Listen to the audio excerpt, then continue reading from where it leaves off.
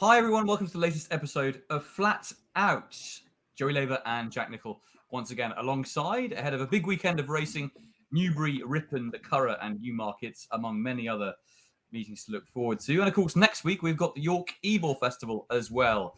We'll be touching on all of that over the course of the next half an hour or so. But first up, we're going to start with our best bets for the weekend.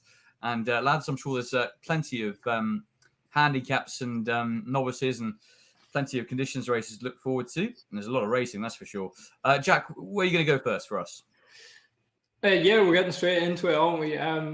We'll go straight to Saturday, and the Jeffrey Freer, I think a rest is the best bet over the coming days. It's quite slim pickings over the weekend, isn't it? I was scratching around a bit to try and really nail one down, and I've just kind of come down on a rest here. He was sent off 4-1 for the Derby, wasn't he? He's around 7-2, 4-1 for this. We know he has disappointed since. He did lose a shoe in the Derby. It was far too quick a ground that day as well. It was quite odd that they then ran at Royal Ascot so soon after on similar ground. He was far too keen as well that day, which was quite unlike him as well. And he produced quite a tame effort in the straight. Given time off since then, obviously with probably a plan in mind for a second half of the campaign when he's going to get conditions to suit. There is a bit of rain about Friday night into Saturday. Hopefully there is enough for him. He has been declared now, so it's a fairly safe bet. If none of the rain materialises, he's probably going to get pulled out. So there's no risk there. You're going to get your money back. And I just think around the 7-2 mark, I think he's the class act in this field, isn't he? Three-year-olds have a really good record in this recent record in this race as well. And I just think, I think he's the class act. Klondike, I don't think he's quite up to his class. And I think he's better than Kamari, who kind of just fell in the last day at Newmarket as well. And a rest for me. I think he could still harbour St. Ledger hopes as well. So I think he's the one for me. Lovely stuff, Jack. Yeah, a rest of horses I've always been a fan of, and hopefully he can continue his progress up the ranks with Jeffrey Freer's success. Joey, what about you on the weekend?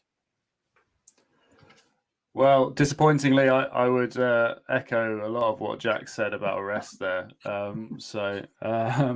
It wouldn't necessarily be my number one bet, but it would be very much one that I would probably be my next best for the weekend. I would just echo some slight more concerns than Jack. I mean, I think for one, he's been a little bit harsh on Klondike there. He's fairly lightly raced. That run behind Gregory was very, very impressive, and then got kind of in a bad position after a slow start at Newmarket. I think he could easily improve. A rest, and I also wouldn't be so confident that the Goslings would take him out after running him twice on that really, really spicy ground. I'm not sure. I think it would have to really quicken up for them to take him out. And I would, if I was going to take a short enough price about him, I'd want there to be some rain. There is some rain forecast. I'm not far from Newbury here. There's plenty of rain around. It's whether it hits. It's that kind of patchy rain, and I'd want that. I'd want a bit of rain in it to be good to soft for me to be getting involved. Maybe even take a slightly shorter price, a bit closer to the time to be sure. Because I think he's the best of these by a long way. I think he's got a lot of ability on this kind on easy ground. He's a really, really good horse in there in the rest, and I wouldn't be surprised if he showed it to us. But I'd want those assurances of the ground. Other than that, I would say I echo Jack. So I think there's actually quite a lot of interesting races at the weekend. They're all quite competitive. They're hard to kind of get a handle on. My best bet would come in the Heart Bingo Summer Sizzle Handicap, which is a fantastic name, isn't it? The 3 o'clock 7 furlong handicap from Newbury. And it was one where I was very, very close to just saying, I'm not going to have a bet. But then I just looked again straight through it. And sometimes it comes to you. And I'm going to go with Lyndon B here each way. He's a horse that I like. He improved and went and won a few races last year and marks in the low to mid 80s. He improved, and then he had a fantastic run at this track behind Rainbow Fire, who's a horse I really like, a horse that's improved since. In behind him that day was Spanish Star, who's gone on to run really well a number of times this year.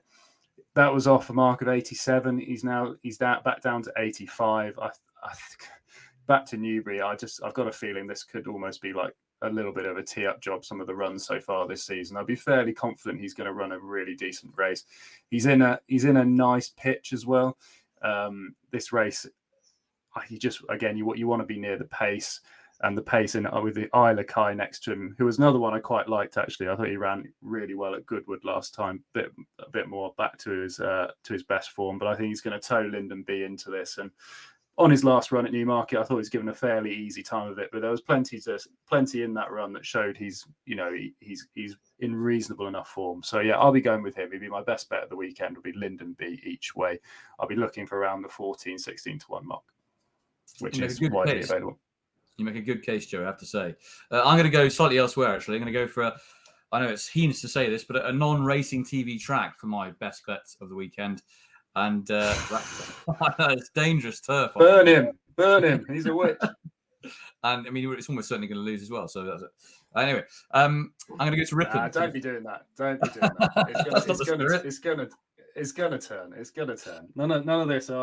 Here's a few losers for you, Tom. You've got to take the rough with the smooth in this game. I'm still hurting from Kittai at Goodwood. It still hurts. No, I'm going to go to Ripon for Sophia's Starlight in the Great St Wilfrid Handicap. A filly who I've been a fan of all season. She's had the most remarkable campaign. Has won 4 times. Keeps improving, going from strength to strength up the handicap ranks. Her only blip, and it was only a slight blip, came at Newmarket 2 starts ago. That was back in July, when she was only beaten less than 5 lengths in 5th. But she started slowly that day, and I think had to work her way to the front, which used up a little bit too much energy. She was back on song last time at Goodwood in the race, and funny enough, that Kittai disappointed in. But she was inconvenienced massively by the fact that her saddle slipped, and there was little Oliver Stammers could do. She still finished second. It was a remarkable run in the circumstances, to be perfectly honest, particularly on a surface that I think is probably not beneficial or preferential for her. I think she prefers it quicker than good to soft, as it was at Goodwood last time. We know there was a fair bit of deepness in the ground for the whole meeting. So I think she ran a really big race in that contest, considering those hindrances against her. She's up £2 in the weights, and I don't think that's a hindrance at all, to be perfectly honest. She's still improving, as we saw last time out. And perhaps most importantly, she's got a wonderful cruising speed over the 6 furlong trip. She likes to be up there with the pace, and she'll roll along from the front, and I think she'll be very hard to catch. I think, obviously, in that race, you always get plenty of pace, but there's no doubt she's got a huge amount of kick, and she'll be there or thereabouts for most of the journey, and hopefully she can hang on, because she's got that all-important 7 furlong form in the book as well. She won over that trip at Wetherby earlier in the season. And the other thing I wanted to say about her chance is that she's drawn in stall 6, which is exactly the same stall last year's winner, Intrinsic Bond, came out of.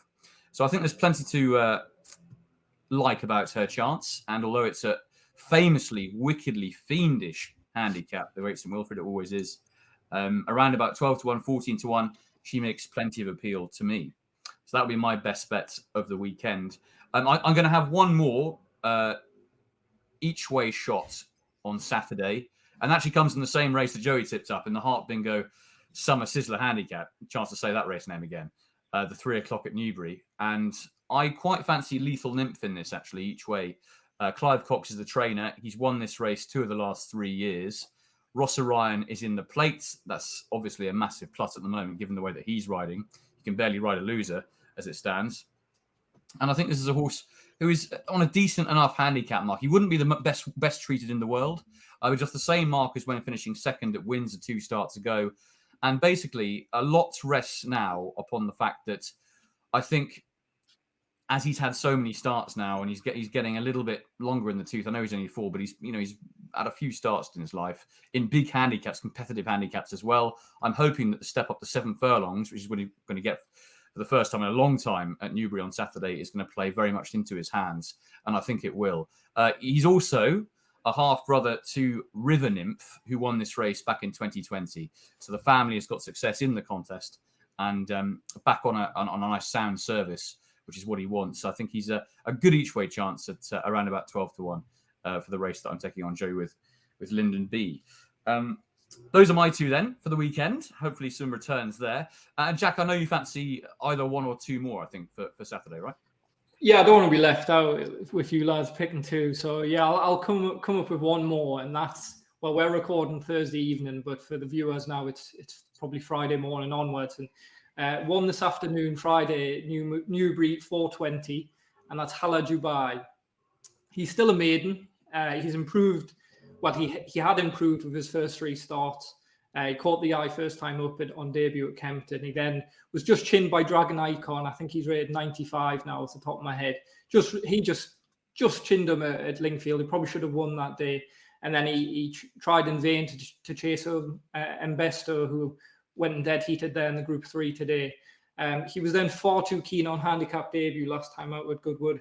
Over a mile, he just faded out of condition. He just pulled far too hard. He's been given a little bit of time off now. It's interesting, though, he does drop back to 7 furlongs here, and I think that probably is his best trait. He is rated 82, though, so I think that he's quite well treated off that mark. And interestingly enough, he's managed to squeeze in a 0 to 80 here. Obviously, the race hasn't filled out enough, so any horse rated 81, 82 would have got in. So it's a bit of a hidden class drop for him here, really taking on his highest other rated rivals of 3-year-old rated 80, and after that, 78 and below. And I just think this is a really good opportunity. Owen Burrows is in good form as well.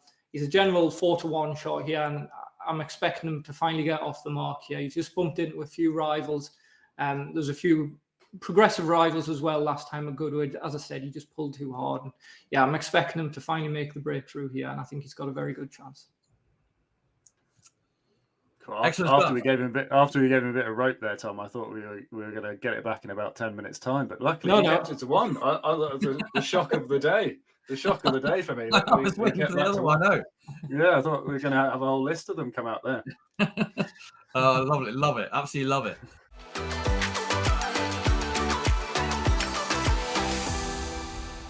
Big week next week, lads. It's the Evil Festival at York, one of my favourite meetings of the year, if not my absolute favourite. Always a tremendous few days to look forward to. And hopefully Opulence Thoroughbreds, our sponsors, are going to have a couple of runners and some of the handicaps to look forward to as well. Pura Sangue as well. Yeah, Pura Sangue. Yes, indeed. Of course, Pura Sangue. Yeah. Fantastic run last time, wasn't it, Joey? Incredible effort.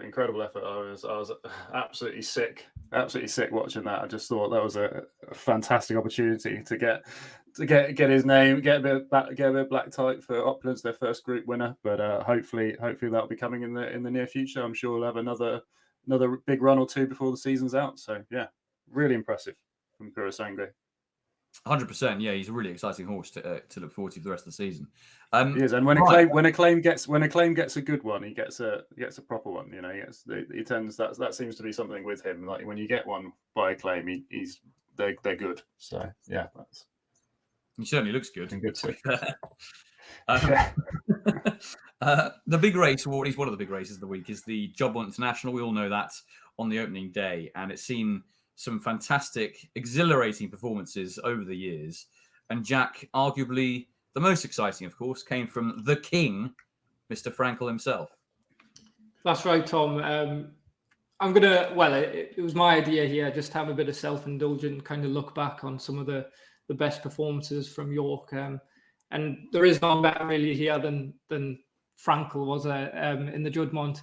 This was the only time I actually managed to ever see him in the flesh. And I probably didn't really appreciate what I was witnessing at the time, and for sure it was the best atmosphere I've ever experienced on track. It was just absolutely electric that day. And I mean, this performance, I don't know what you boys think, but it was just absolutely sensational. We'll have a look in a minute as well at that reverse angle. That was just, well, it's soft pornography, really, isn't it? The way Quealy cut through the field, and yeah, it was just magic, wasn't it? Really.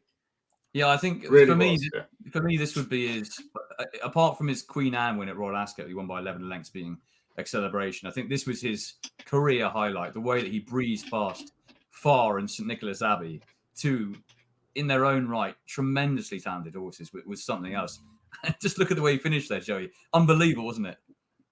I mean, they had a great race, didn't they, in the backwash there? It was an absolutely thrilling finish for second, with Frankel's literally, on the high street by the time he's finished. So yeah, no, fantastic. And as Jack says, this is possibly the best bit of equine photography ever, isn't it? Really, with him just breezing past. I mean, and then he just appears out the back there, and you look at him. Look at the shoulder on that horse. An absolutely monstrous thing, isn't he?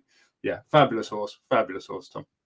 Yeah, he's an absolute giant, isn't he? And he's just cruising along, wasn't he? When he went upside St Nicholas Abbey, he was giving it all he could, and just on the outside, you've got a horse barely breaking sweat. I mean, it's just extraordinary. I mean, we've seen some fantastic winners of that race, haven't we? But he'd have to be, for me, the most impressive.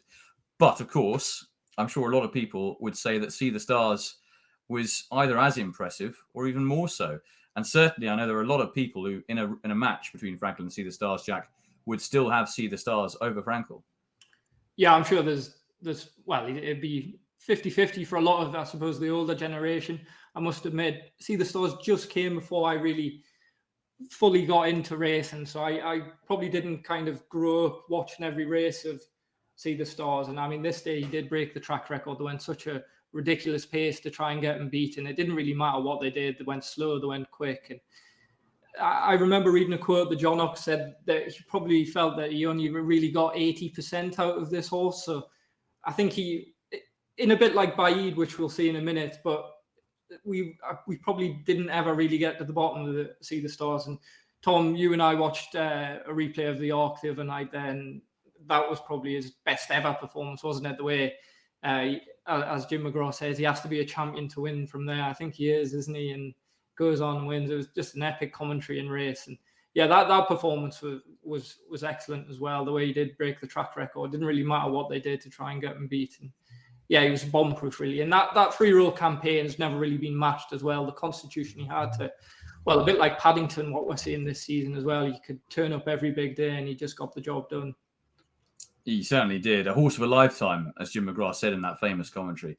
And it was something else, wasn't it, that horse? I mean, the way he won the Derby, flitting between different trips, ending with the Arc, it's just what you want in a racehorse, isn't it, Joey? It certainly is, yeah. And I mean, that season is just perfection, isn't it? I mean, you're just not going to beat it, really. You can only really match that, can't you? That's just, when it gets to that level of brilliance, it's not better, or it's just different. It's just different. That when you get to that level, I don't think you can really compare. Sensational racehorse. I in the style, I prefer the See the Stars style. I don't know, that's just me. I love that sort of where you're just watching and you just feel like he's just doing it so easily, and we're only scratching the surface. I love that sort of toying with opposition stuff. I just think it's fantastic. But yeah, I don't know. I think everyone has a little preference, and it's that lovely 10 furlong trip, isn't it, where you'd have seen a right race, because we all know, obviously, See the Stars would almost certainly have had the upper hand over a mile and a half. We all know Frankel obviously would have had the upper hand over a mile in that sweet spot at 10 furlongs. With going a right gallop, would See the Stars just manage to outstay Frankel, or would Frankel just be a little bit too quick and get away from it? It'd be a wonderful match race, wouldn't it? If you're a flat racing fan, it'd just be the most incredible thing that you could recreate, isn't it? Just like having a race between Frankel and See the Stars on the Knavesmire over 10. That'd just be... just to settle it, that would just be some treat, wouldn't it? I don't know. What side would you come down on? What side would you come down on, Tom? What side would you come down on? Well, I'd throw Baaeed in the mix for the race. I think that'd be a cracker. That between the three of them, I think it would be something else to see the three of them going hammer and tongs. And talking of Baaeed, there he is, as if by magic. But I'll tell you what, Joey, I'll give some production. This isn't it? Isn't it extraordinary stuff? I'll give you my 1, 2, 3 after we've seen this, because I love to sit back and watch this race, because as we all know, Mishrif won this contest the year before in pretty easy fashion, and he's run his race again, and Baaeed has made mincemeat of him. And I know that, Jack, you want to Baaeed, one of your favourite ever horses. This must have been a highlight of your racing life. Oh, very much so, Tom. I was here this day as well. It's a bit of a tradition to try and come and see this race. It's been rated one of the highest rated races in the world a few times, hasn't it? And that performance, I think, well, it's pretty clear that was Baaeed's clear best performance. I suppose you could say his defeat of Palace Pier would rival that as well, but I really do think that was the best we ever saw him. Watching in the last furlong there, Jim gives him actually 2 smacks. There was no real need for that. He was always going to kind of go away and win by 6 as he did. Let's just say for a moment that all three of them are having a good day, and they're all at York, and they're all in the Juddmonte International. Frankel's See the Stars and Baaeed, and it's good ground, and there are no excuses for anyone. Joey, who would you have your 3? What would your 3 be in the order?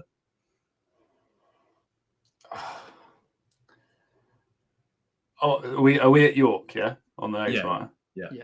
I've just got a feeling Frankel would do it, and See the Stars would be in second, and Baaeed would be third. I've just got a feeling that track would just suit Frankel too much, and he'd just be too explosive and just wouldn't come back enough for See the Stars to run him down. That's what I mean. That would be my guess, but who knows? Very difficult to say. But It's great fun to try and think about it, isn't it? it is. I think. How would you see the race going out of those three? I think who's going to lead? That's a really interesting question. You got some kind of peloton going on there. I mean, who's the fastest horse? Tempted to throw in an 80 rated pacemaker just to make it a fair race. Could you lead one of them? I mean, which one's the fastest? Maybe break it down. We'll get a sensible answer. Which one's the fastest? If you had them over 6, who'd win? Frankel. Frankel's one of the fastest horses of all time. I mean, you have to say that, wouldn't you? The way he won his 2,000 guineas.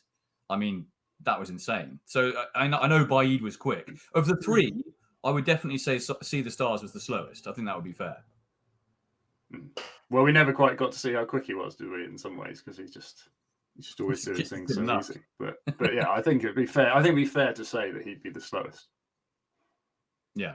On that, Jack, what was your three? Would you agree with Joe on that? It pains me to say, as a Baaeed super fan, that he probably would finish third. Yes. You said that so depressed there. It's the truth, though, isn't it? And I think it would be a short head between Frankel and See the Stars, and I'll probably come down with Frankel. But I just think the way that race would pan out, See the Stars might just, as I said earlier, you could do anything with him, and he'd be suitable for any kind of tactics. And yeah, there's an unconscious bias there that I'll probably go with Frankel over See the Stars, but it's so close. It would be a dream matchup, wouldn't it? It would be. That was really tricky for you, isn't it, Jack? It was, yeah. I'd go Frankel by 3 lengths. I think I'd have. I know. Yeah, he was different. What have we told you about being that punchy? Well, luckily it'll never be proven, so I can say it. I think Baaeed. I think I rated him very, very highly. I thought that Juddmonte International performance was exceptional, and if you threw him in against See the Stars, I don't think there would be much between father and son. I think it would be very, very close. I'd probably just have See the Stars beating Baaeed, but I think it would be Frankel by 3 with the other two fighting out the second. That would be my take on the race. Obviously, next week we've got the Nunthorpe as well, but this year it's the Coolmore Wootton Bassett. Hold on a second though, Tom, because I have a bit of a surprise for you. What do you do? Yeah, I wanted to add a dynamic to this 3-way matchup, and I'm going to say something ridiculous here, but it's in the fun of it, and rather tongue in cheek. But a horse I think could beat the 3 of them. Well, not really, but my best ever day on a race course was the Fugue here winning the Yorkshire Oaks, and she was absolutely lethal. 12 furlongs was not her best trip. 10 furlongs on quick ground. I reckon she could really give Baaeed a race. Maybe not the other two, but the way she went and won this day, I was actually that confident. I didn't even watch in the stands. I went to the parade ring to wait for him by the winning pole. I was that confident. She's my all-time favourite horse. Joey knows this all too well, and I'm sure I've mentioned it a few times to you as well. So I was still at university at this time, and there I am there in the bottom right corner. Washbourne to my right, in the white suit. This was before the days of Thunder and Blue. He was by just coincidence that he was next to me. I had a good chunk of my student loan on her that day. I think she was 9-4. I think she went off 2-1 or something there. Yeah, I duly gave it back in the Breeders' Cup that day when Magician chinned her, which still gives me nightmares to this day. But yeah, there I am, one of my greatest days on the race course. And yeah, fond memories. I actually had a request there today to get that race, and had a bit of a laugh to myself when I found that in the archives there of me and Clive Washbourne living it up. So yeah, happy memories. It's a great clip, that, actually, I have to say. I really do think that. And you're right, though. She made quite the visual impression in that race, didn't she? I don't think she would have been quite good enough to beat. I genuinely believe the following year she would have won the Arc. As we know, she got injured, picked up an injury in the Eclipse, and she absolutely hammered Trev, who probably wasn't at her best the time before Royal Ascot, but that year it was good ground in the Arc, and I genuinely believe he would have won the Arc that year. She was a super filly, and she was so unlucky she got knocked over in the Oaks. She, as we know, she was unlucky twice in America. She got shuffled back in the Hong Kong Horse. She was a top horse, and I think one of the most underrated, certainly in recent times as well. Yeah, fond favourite of mine.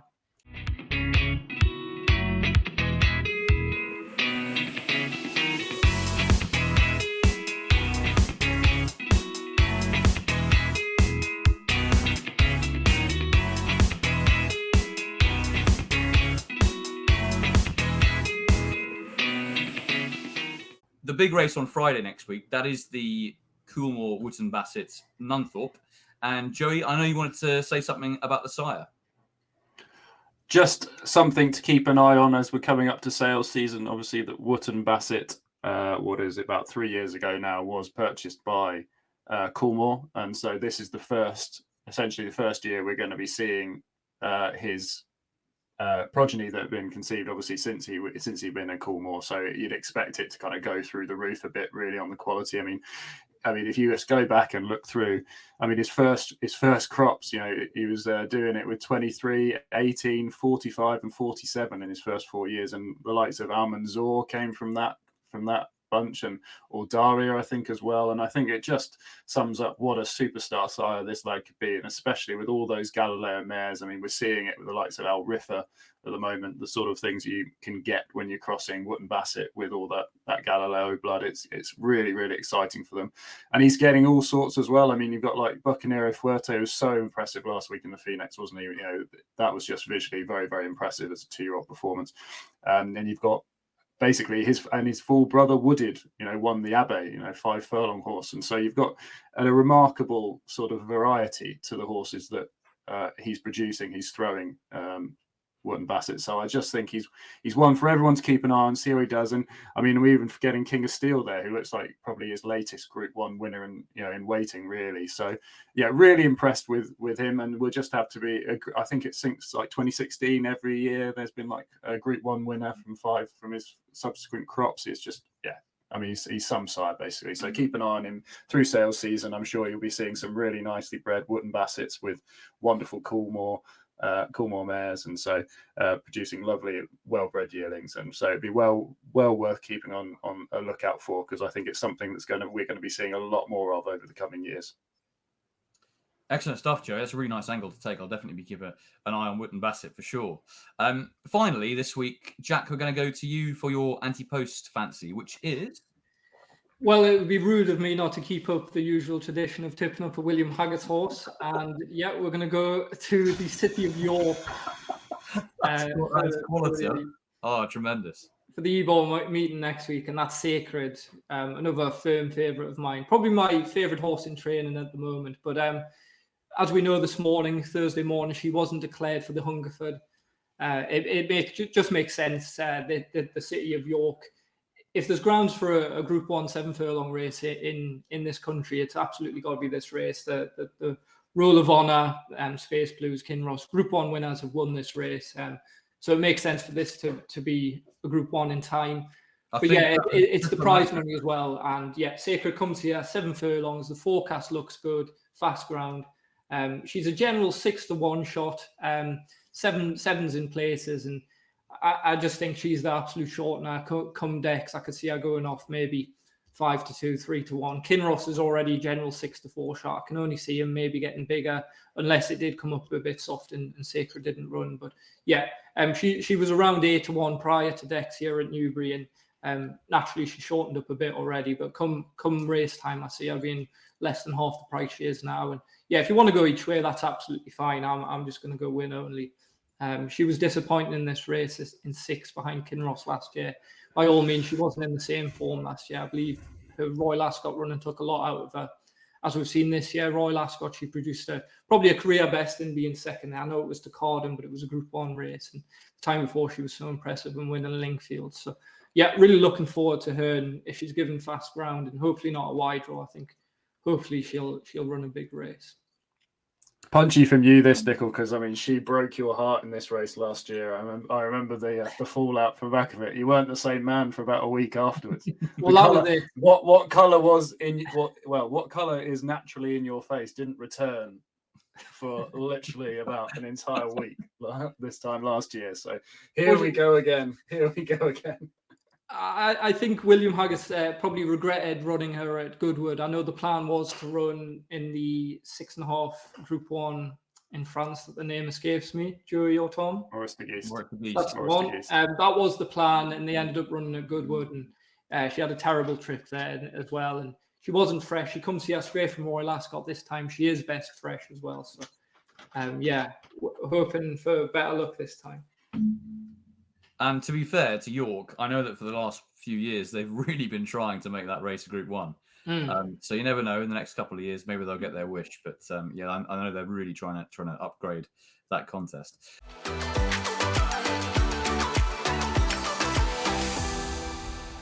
Great stuff, guys. That's it for this week, I think. And really enjoyable, as ever. Make sure to tune in to our episode next week, which is going to be a York special. And with any luck, we're going to have a special guest for you as well. So keep your eyes peeled for our episode, hopefully coming out on Monday. And we'll be back for that. And we'll be back in fine form ahead of the Knavesmire 4-day Ebor Festival. As ever, please do remember to gamble responsibly when the fun stops. Please do stop gambling at the end of the day. Should be fun. And thank you once again to Opulent Thoroughbreds for sponsoring this podcast. And please do remember to like and subscribe and comment on anything you might fancy at York. And also your 1, 2, 3 for Frankel, See the Stars and Baaeed. We would love to hear from you. And maybe even if you want to put the Fugue in there, well, I doubt any of you are going to be that crazy. That's all from us for this week. We'll see you all in a few days' time.